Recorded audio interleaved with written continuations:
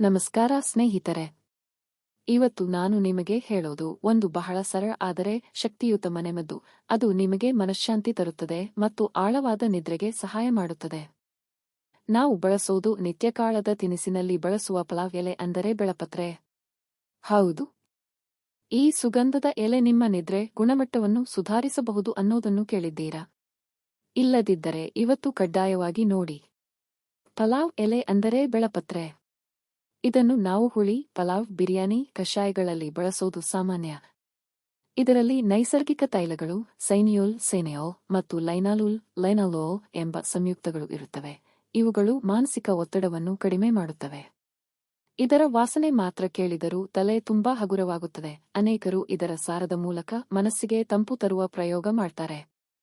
ಪ್ರಯೋಜನಗಳ ಪಲಾವ್ ಎಲೆ ಬಳಸಿ ನಿಮ್ಮ ನಿದ್ರೆ ಸುಧಾರಿಸಲು ಮಾಡಬಹುದಾದ 3-4 ಉಪಾಯಗಳು ಇವೆ. ಅರೋಮಾ ಥೆರಪಿ, ಬೆಳಪತ್ರೆ ಸುಟ್ಟು ಮನೆಯಲ್ಲಿಡುವುದು.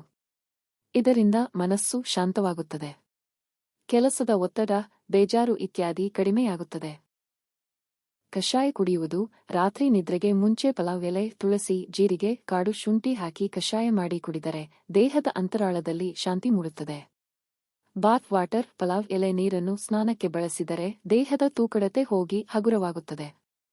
ಪಲಾವ್ ಎಲೆ ಹೀಗೆ ಸಿಂಪಲ್ ರೀತಿಯಲ್ಲಿ ಪಲಾವ್ ಎಲೆ ಸುಟ್ಟು ಕೊಠಡಿಯಲ್ಲಿ ಸುವಾಸನೆ ಪಸರಿಸಬಹುದು.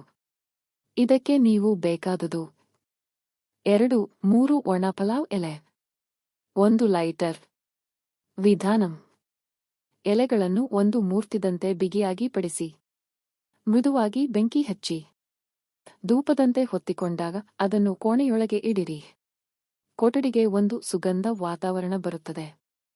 ಈ ಧೂಪ ನಿದ್ದೆಗೆ ಮುನ್ನ ಮನಸ್ಸು ತಂಪು ಮಾಡುತ್ತದೆ. ಅನುಭವ: ನಾನು ನನ್ನದೇ ಅನುಭವ ಹೇಳ್ತೀನಿ. ನಾನು ರಾತ್ರಿ ಈ ವಿಧಾನ ಬಳಸಿದಾಗ ನಾನೇಕೋ ತುಂಬಾ ಆರಾಮವಾಗಿ ನಿದ್ರೆ ಹೋಗುತ್ತೆ. ಈಗ ನಿಮಗೂ ಪ್ರಯೋಗ ಮಾಡಿ ನೋಡಿ. ದಿನ 1 ವಾರ ಬಳಸಿದರೆ ಪರಿಷ್ಕೃತ ಫಲಿತಾಂಶ ಕಾಣಬಹುದು.